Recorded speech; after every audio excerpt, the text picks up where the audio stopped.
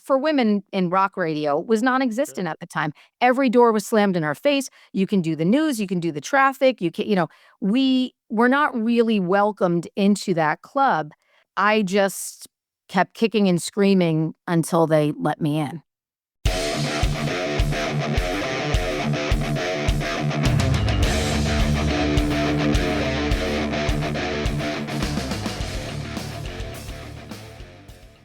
So, Terrie, it's great to finally have you on Metal Mayhem ROC. How are you today? I'm thrilled to be here. It's funny because you guys have been on my radar, and I guess I've been on your radar, and we never really connected. So I'm super excited that we're finally able to do this. Well, we've crossed paths for many, many years in New Jersey, the rock scene. I've been at a lot of events and shows that you've been at. I've said hi, we've taken pictures. You've done decades in radio, you've interviewed thousands of artists and all the stuff you've done for the rock community. So there's a lot for us to talk about today. But, before we get into your incredible career, let's talk about what's bringing us here today. We have this Bon Scott 80th birthday bash coming up at July 9th at the Cutting Room in New York City. So what attracted you to becoming involved with this event, and what is your role going to be? Well, this is interesting because I am hosting, but I've not been to Bon Bash. So let me explain. Last year, I had Corey Glover and John Jackson, who is the organizer of Bon Bash and works with the Bon Scott estate, on my radio show. They were talking about the Bon Bash. I wanted to go to Bon Bash, but I was on vacation that week, so I couldn't make it. So I said, this year, I am going to Bon Bash. There's no way that I'm not going to go to Bon Bash. So when John Jackson actually called me and said, would you like to host the Bon Bash? And I don't really know John that well, just from having him on my radio show. I was blown away. I was actually at the hair salon. Funny story. And he got my number from someone, and when he asked me, I kept losing the connection with him. And I'm thinking, oh my gosh, I don't want to lose the connection with this guy. I've got, so I was so honored that they asked me to host, and so honored with all of the performers that are going to be there this year. I've got some friends, some people that I'm fans of that I never saw or met before. So I think it's going to be an extraordinary night. I'm tapped as the host. I don't exactly know what that means. I will know when I get there, but I am so up for this night of music, and it's extra special because it would have been Bon's 80th birthday, which is inconceivable to me.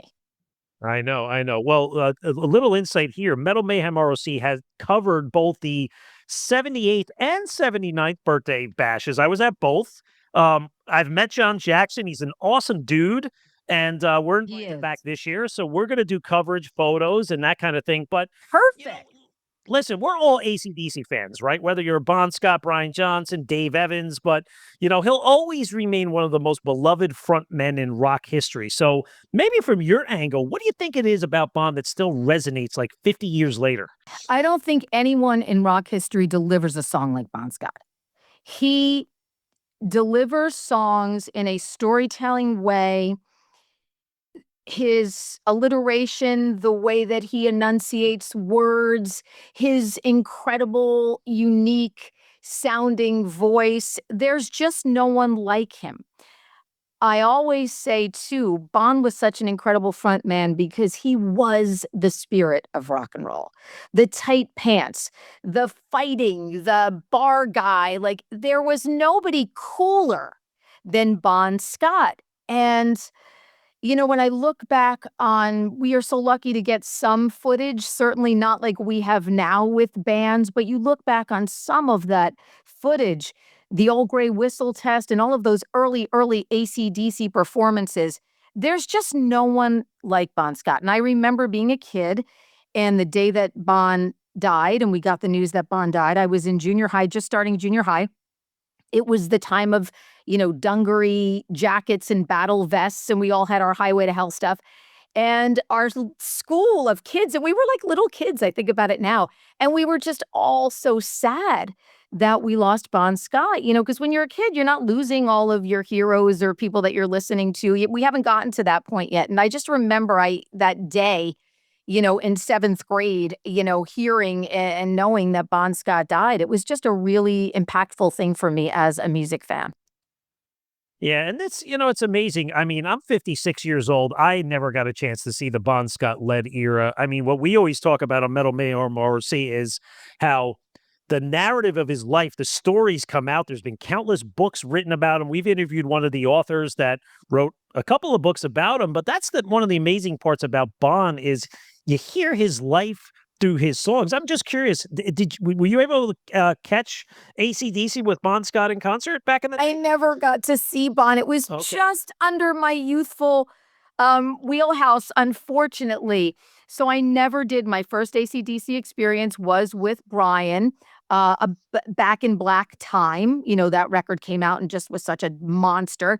But I never was able to see Bon with AC/DC. So yeah, that's one of those things that, Zeppelin I never saw and Bon with AC/DC never saw. And two of the things that I would have loved to have seen.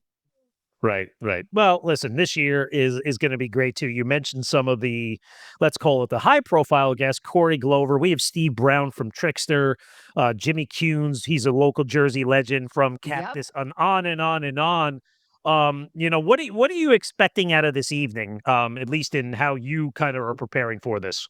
I'm really expecting fun. Like, I just know it's going to be fun. Sometimes you go into gigs and you're like, oh, I got to concentrate on this and I have to do this. And this gig to me, I just know is going to be fun. I love that there's some female energy. We have Yep. Devin Marie, and Devin is singing with Steve in the Jovi cover band. We've got Militia Vox. She's amazing. Just a great heavy vocalist. So I am really excited about the performers, and I just think it's gonna be a super fun night. Like, every friend that I have is like, I'm coming to Bon Bash, I'm coming to Bon Bash," 'cause everybody knows it's got, like, fun kind of attached to it already. Yeah, exactly. It feels like the best of the tri-state area, New Jersey, New York, brotherhood, the fraternity. Even for guys like us, I feel like Right. they pulled us into this, so we're just as excited too. Now I think it was last year at the end, the last song. I think both years may have been "Highway to Hell," and they kind of bring everybody up there. So Terry, I don't know how good your vocals are, but you never know; they might pull you up there. Depends on how many drinks I've had.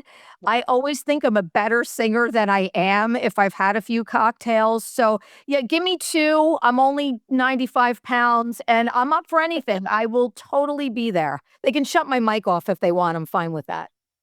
You can get the visual of me having a great time. It's funny because too, I've been listening to this a lot, and I always tell people, like, if you really want the Bon 101, get your Bonfire collection out Yeah. because there's so much inside. Mine is, like, still so pristine even though I listen to it all the time, and I remember when it first came out, I got it, and I just love, love, love it. So I was like, "Oh, let me just pull the Bond," and I was listening to it this morning. But yeah, we're very big AC/DC fans in our house. Here's my dog Rosie's shirt. I was trying to get it on her, and then she kind of jumped down. But she's a Nice. Bond fan too. We have, of course, the regular AC/DC logo, and everybody's down with the DC in the That's right. Carr household. Just saying. That's it. We maybe 6 months ago or so, we found a diamond in the rough through a family member of ours that said, "Hey, Lance, have you ever heard of Gerard Huerta?" I said, "No, who's this guy?" "Oh, he designed the HBO logo." I said, "Yeah, okay, that's pretty cool. And what?" "Oh, guess what other logo he designed?" "What?" "AC/DC with the lightning bolt." He's a Connecticut guy. We got him on. We talked all about how that happened. The Wow. fascinating story that you don't hear about is these guys behind the scene that do the stuff that we don't think about. And that is such an iconic, I mean, there's no logo more iconic. And it doesn't matter who you have on, your radio show. Everybody's got an AC/DC shirt. I mean, everyone has an AC. I have, like, I have multiple shirts that say TC/DC because I'm Oh such yeah. a big AC/DC fan. And I've had actual radio fans give them to me, and I've had some named. Um, myself, I put them all together and did the design and stuff. I have a TCDC bark in black that I wear to pet adoption events and Awesome. stuff. So, yeah, it's such an iconic, recognizable logo, and it's such a part of I just think it's part of our DNA as rock fans, really. So hey, listen, you've spent your whole career celebrating great rock music and connecting artists to the communities. But let's go back in time. I've always been curious how your journey began. I think there was something on your website where you joked that you said the Rolling Stones, you heard the Rolling Stones as a baby, and that turned you into a rebel. So kind of maybe what artists or albums were the one that made you realize, hey, that rock music is going to be what I'm going to do for my career? The Rolling Stones, definitely. It was Let It Bleed, and it was my dad's album, and we just grew up with music in the house. My parents are rock fans and classical fans, and my mom's a big opera fan, so there was always stuff going on here. But my dad, a big rock fan. Big moment for me was taking my dad to Stones concerts and getting him to meet the Stones and stuff. That was always so much fun. But Let It Bleed was a record that I really had an early memory of listening to during my childhood and hearing Gimme Shelter and You Can't Always Get What You Want and all of these great Rolling Stones songs. And when my parents would go out taking that album and putting it on, the big stereo as a little kid, and just seeing the Rolling Stones preordained me as a rebel because I always knew that they were up to no good and I wanted to be a part of that. I never, liked the Bobby Sherman-y type of, I always liked the guys that looked like they were up to no good, like the Bon Scouts of the world. So the Stones preordained me as a rebel. And then, of course, I graduated to bands like AC/DC, Aerosmith, Van Halen won a very impactful album for me because I think that that was kind of a changing of the guard. I said to Michael Anthony once in an interview, if you guys didn't come out, would everyone have looked like Foghat? Because these guys, I remember getting the album cover and thinking, oh my God, they're gorgeous and they're incredible musicians. And it was the style that also came along with the substance. Also, a lot of storytelling.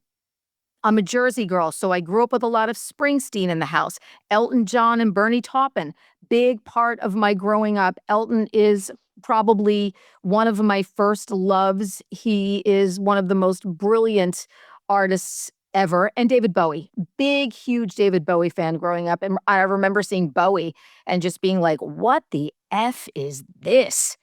We grew up with shows like Don Kirshner's Rock Concert and the Midnight Special, and you were able to see the music that way. It's obviously not like it is today where everything is like boom, boom, boom, a visual, and we're scrolling all the time. So we were able to kind of fall in love with it on our own time and in our own hearts, and that made it very different. And my first radio um, impact really was listening to Alison Steele, The Nightbird.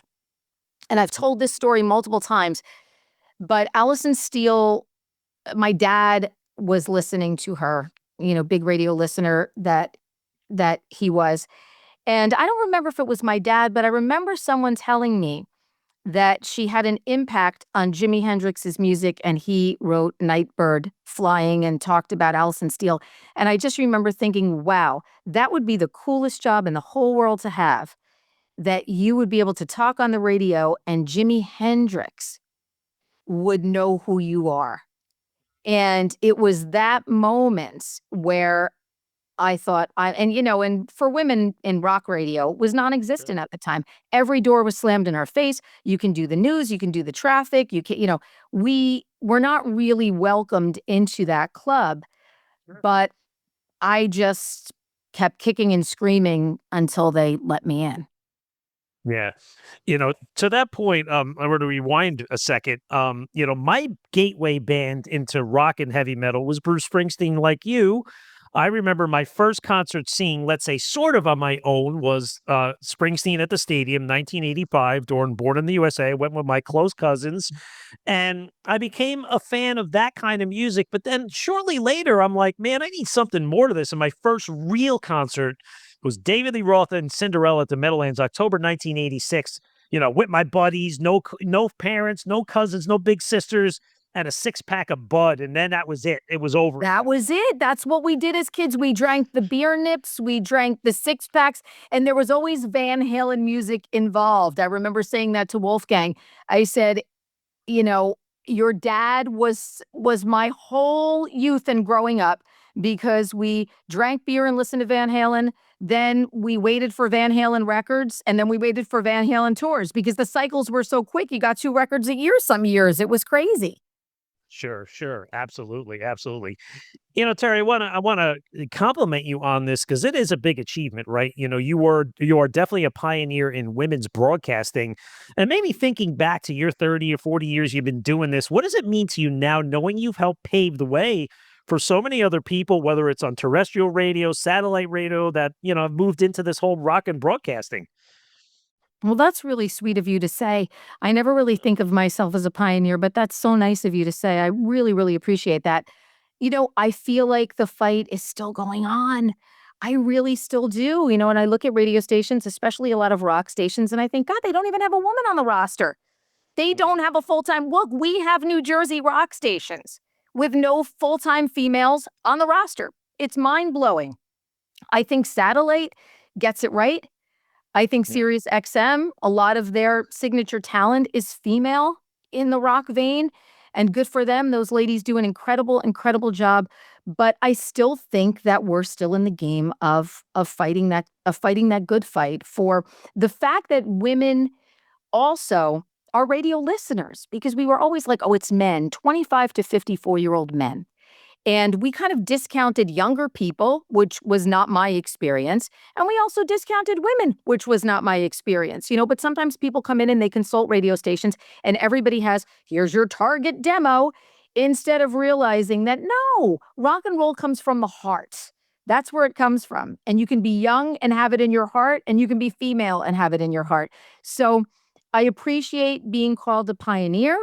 And I still think that there's work to be done. So I'm still, pivoting into all of these other avenues in media that I can to keep us ladies moving forward. Terry, I want to cover off on your DHA years, but I know tying this into the women, you really took the willingness to support female fronted bands, right? I mean, when it maybe wasn't even fashionable. And I think of bands like Hailstorm, Plush, The Warning, and on, the Pretty Reckless. I mean, was this something you consciously set out to do, or were you just simply championing good music? Really, mostly the second part, but a little bit of both. Because I came from a time when I wasn't programming rock radio, where the idea was you could have a certain amount of women on the playlist. But if you were playing a new Heart record or a new Pretenders record, or you were nice enough to add a Sass Jordan record, you didn't have room for much else. So I just swept that out the window. I wanted to play good artists. I wanted to play quality new artists. And I didn't care what the gender of the artist was. So I've never heard like, oh, we have so many males on the playlist, blah, blah, blah. I just wanted the females to have an equal playing field. So if a great Pretty Reckless record crossed my path, the fact that we already had a Hailstorm record on the air or an Evanescence record was not going to affect my ability to add that record when the record came out. So I just wanted to put everybody on a fair playing field. And I also decided to do um, a show called The Queens of Noise, which I did an hour of female rockers. Now, most of those kinds of shows are buried. They'll put on a Sunday night or the overnight or 6 o'clock on a whatever. And I said, no, I'm going to do this on a Friday afternoon, prime time, 2 o'clock.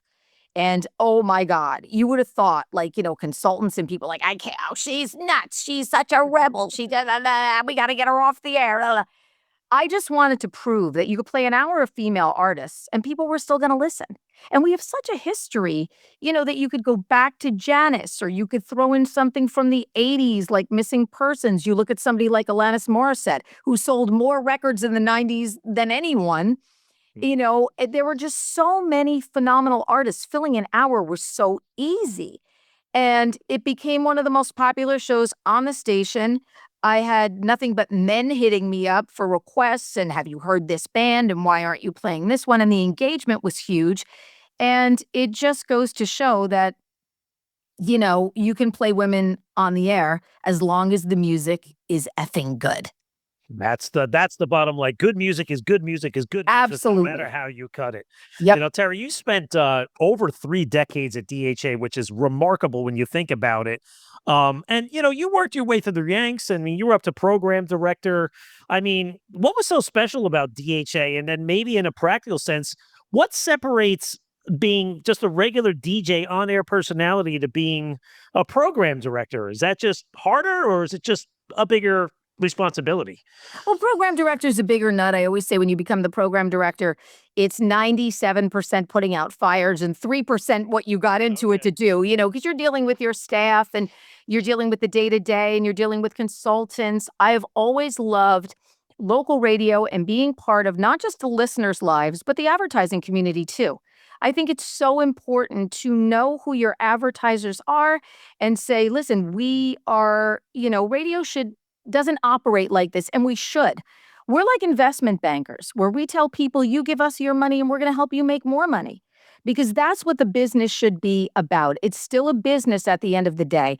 So I always try to have the functionality of a business with the heart of a radio station.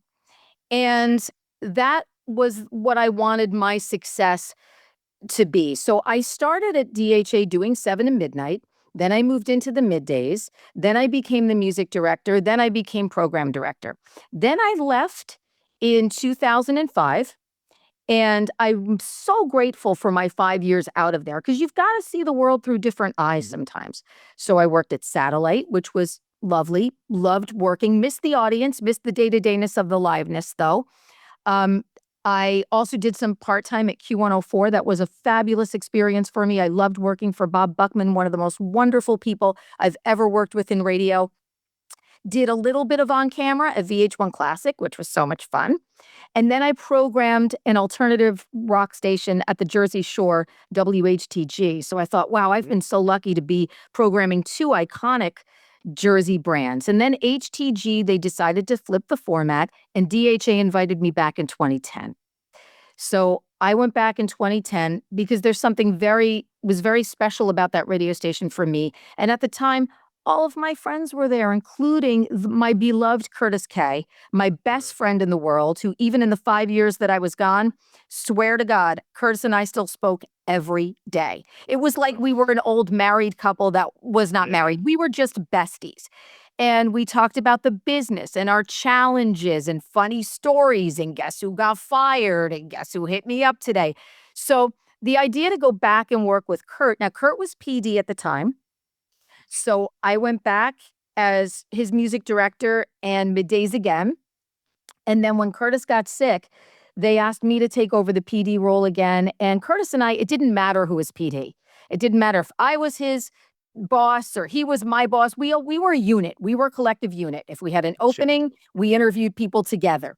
If we added records, we talked about adding records together. So the idea of being able to kind of go home and be with my people, my family of listeners was very appealing to me. And I spent 15 more years there after my return in 2010. Those 15 years went by like that. I mean, it was just scary, scary.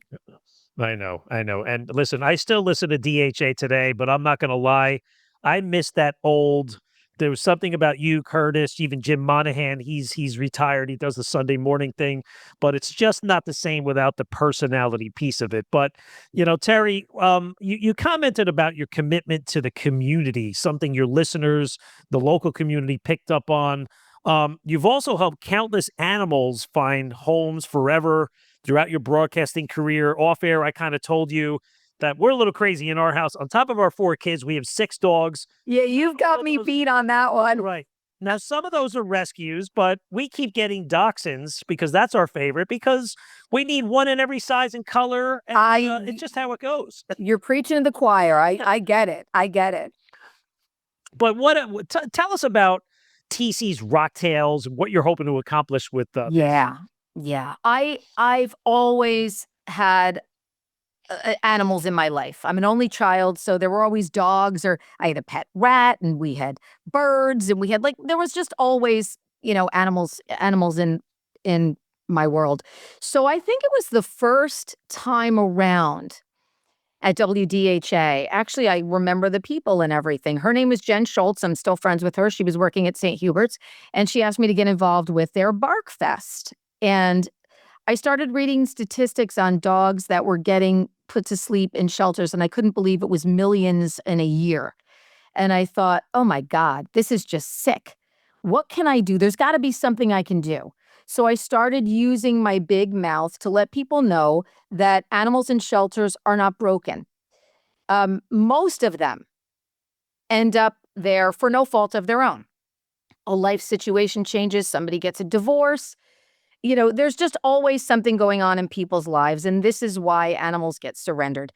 So I started doing events, and then I started something when I was down at G-Rock called G-Rock and Rough.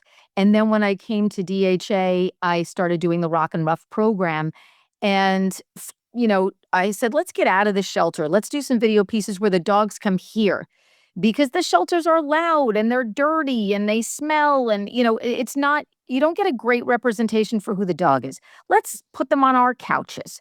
And people can then envision how they may look on their couch and Right. just sort of get them out of that environment. And we did. And we found homes for thousands of dogs. And then Rock and Rough went into doing calendars and yappy hours and events and charity things. So that's a really important part of who I am and what I do. That was the first thing I thought of, actually, when I got let go from DHA. I was like, what about all the dogs? And then I thought, Right. no, this is your platform and you're going to take this with you. So all of my shelters I'm still working with. I have an event coming up for Mount Pleasant, their big Pet Palooza. So you should come to that in September because it's right at the Livingston Oval. It's so awesome. And I'm still working with Randolph and 11th Hour and Rosemary's Rescue Ranch and all these great shelters just trying to help all of our rescue animals here in Jersey. Well, that's a beautiful thing, and I personally appreciate that. Our oldest dog, Sienna, she is a rescue that came from Mount Pleasant. She's now 8 or 9 years old. She's a half pointer, half chocolate lab. And you know what she does? She sits out on our yard and she makes sure that there's no critters coming in. So our little dog. She's the overseer. I love that. She's taking care of business, TCB. Well, you know what? Our shelters do so much here, too. They are the unsung heroes. I'm not the unsung hero. I'm just the big mouth. These people give up their weekends. They give up their nights. They're on call 24/7. They're there in snowstorms. Associated Humane Societies in Newark does such good work, and they've got a roof caving in, and everybody is just working their asses off to try to alleviate the pressure in the community for a lot of our shelters. So I just try to do my best to help them as best I can. I'm always up for hosting events. Those are so much fun to me. It never feels like any kind of work or anything. I always donate my time and I'm happy to do it. It's not anything that I want any, praise for. Those are the best, most fun events that I could ever do. Yep, 100%. I couldn't agree with you more. But talking about life after terrestrial radio for you, you've launched the Carr Stereo Podcast, which, first of all, awesome name, awesome theme. I mean, Thanks. simple and to the point. But you've interviewed. I mean, I've heard it myself. How many people have come through on the lunch hour on DHA, talking to everybody under the sun? Probably hundreds and thousands of artists you've listened to. Crazy. Yeah. Interviewing radio for a 5-minute slot is very different than a podcast. So how has that move been for you? Because now you're kind of doing what guys like us do. Well, it was crazy because here's what I said. I kind of got let go and I was like, okay, here's what I can do. I can schlep my bags around to other radio companies, and most are struggling now, and probably get let go 18 months from now and sell my house, or I can kind of pivot and figure out the things that are going to work for me. Interviewing has always been great. I had so many rock and roll friends hit me up and say, listen, whatever you do next, we're with you. We're in with you. I don't want to name drop or anything, but I was really grateful because I had no idea that people would do that for me. So I said, well, everybody always said to me, you got to start a podcast. You got to start a podcast. And I wanted to. I just didn't want it to be a conflict with my job because my job was so important to me. So I said, you know what? I'm going to start a podcast, and started, just getting into the podcasting world. And then all of a sudden started getting advertisers on and clients, and then doing the podcast, live, which I much prefer. I have some great places that I can go to. I'll go to an artist studio. I love going to Catfight Coffee in Boonton. Shout out to Catfight and AC Slade, who's a great, amazing guitar player and put together this super cool business. Always opens his doors to me and lets us come in with our mics and all of our, shit. Okay. And we go in and Rachel Bowen will come to Catfight, or DMC from Run DMC will come to Catfight. So I love doing the live things. And I kind of had a platform for myself. I said, I'm going to start a podcast. Then I'm going to get my website going. I write a rock column for a radio trade publication called Barrett Media. Now I'm starting to get my voice back out there on other radio stations. I'm doing weekends on a station now in Wisconsin called The Hog. So it's all sort of part of the Terrie Carr, dare I say it, building the bricks to the little mini rock and roll empire, kind of one brick at a time. But I think when you get tossed something where you're just like, whoa, what just happened? The best thing to do is just focus on where you're going. Focus on the future, see what your strengths are, and decide how to pivot into the next phase of what you think your career is going to be. I can only imagine for you having interviewed people through the years. I mean, maybe just this is a hard question, but is there any 2 or 3 artist interviews you can remember as, wow, I'm going to go to my grave remembering that interview? And maybe on the other side, is there anybody else that you say, I got to get that person still? Well, I always love interviewing like people from bands I grew up with, like Kiss. Still love having Mean Gene on. He's just the greatest. I've done a lot of things with Ace Frehley in the latter part of his career. Did a lot of hosting in the early part, but Ace was always really fun to work with. I love doing anything and working with Slash. I've hosted events and done extensive interviews with Heart. The Hart sisters are, my gosh, for me, I mean, I don't think it gets any better. Lucky enough to have interviewed every Van Halen family member. I did Eddie, I had Valerie and Wolfgang. So that's the first entire family of people that I've actually interviewed. So, I mean, I've just been so lucky to have people on. I had Brian Johnson from AC/DC on with me, just an amazingly charming, incredible gentleman. I love sitting down with Slash. He's one of the sweetest, nicest, most insightful people to talk to. So I've just been really super lucky. I'm trying to think of the people that Keith Richards. If I could get Keith, I'm good. You can kill me tomorrow.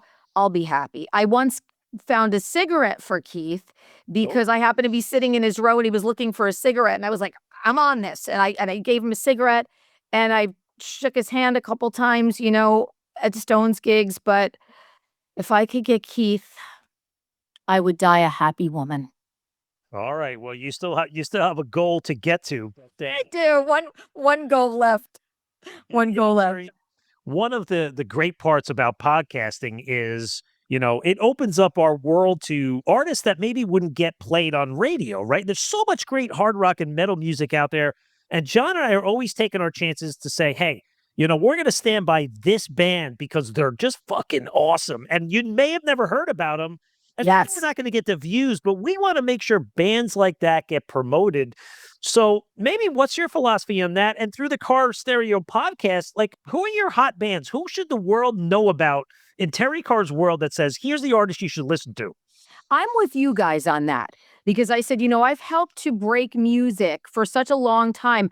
I don't want that to stop. And I don't really care about views. I think it's wonderful. If I'm looking for views, I can make them up in some fun short clips and stuff.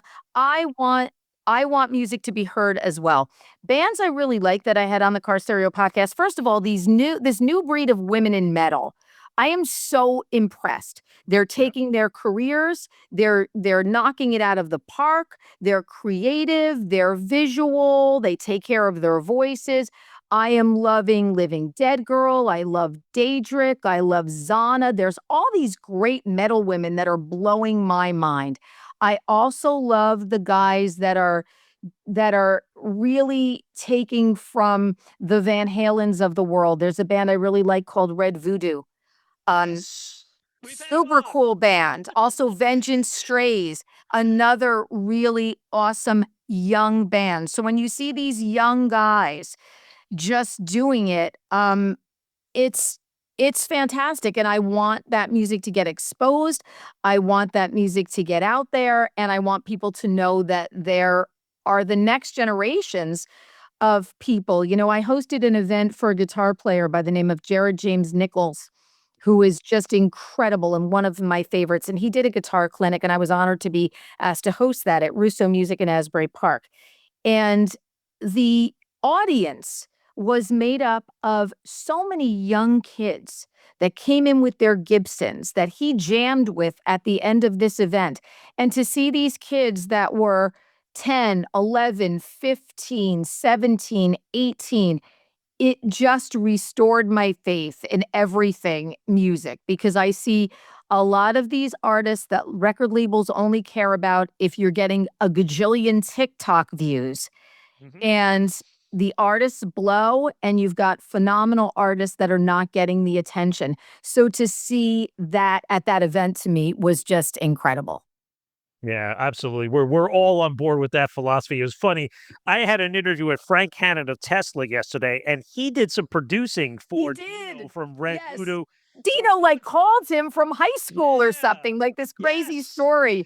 So, Yeah. yes, yeah, and you know what it is too? These young artists and these kids, they have balls, and they're not literally just thinking, like, I would have never thought to reach out to Ann Wilson, or, it just was inconceivable to me. I still don't wanna do that, but these kids now are just like, "You know what? I'm gonna hook up with this producer, or I'm gonna hook up with this artist," and I love their fearless nature, and I think that that's the one good thing that the internet has done, because people can get on the internet and they can play and they can show their music, and it can show a producer or an artist that this person is worth working with. I'm sure you've heard of the artist Jacob DeReps from Canada. Have you heard? Yes. He's another Yes. Van Halen protege. I told him, Fantastic. I said, "You are like the brother." I said, "You guys should go tour with Red Voodoo. You guys need to be together." We need those little, I'm trying to get Red Voodoo to the East Coast. I'm like, we got to get you guys out here for some shows and stuff. And touring is hard, it's expensive, and it's just not something that people can just do, pack up their stuff in a car and, Right. go around the country. It's not as easy as people think. But yes, I'm very inspired. There's a new music discovery mantra that I have for the Carr Stereo podcast that I think is so important and very, very um, important and impactful for me to do as a host.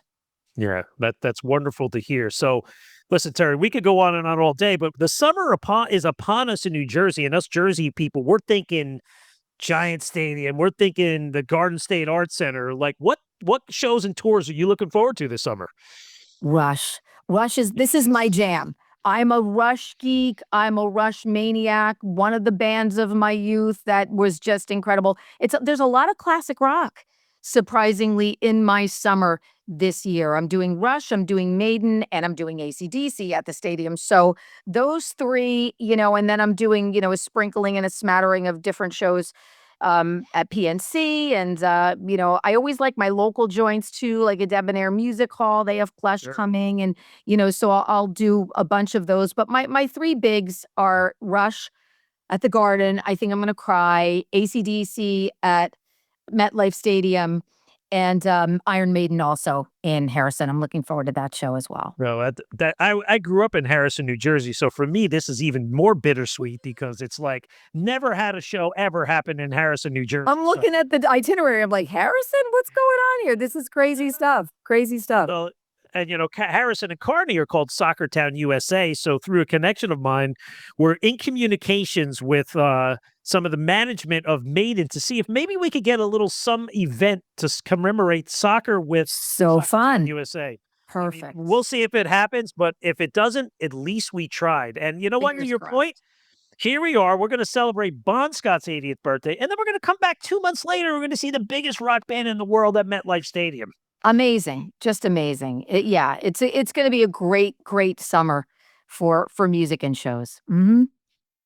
So, Terrie, thank you for joining Metal Mayhem ROC today and for your decades of rock and contributions to broadcasting, support of women in music, and animal rescue. So, we encourage you to check out everything Terrie has going on: Carr Stereo, TC's Rocktails for animal rescue. And of course, hope to see you all at the Bon Scott 80th birthday bash at the Cutting Room in New York City on July 9th.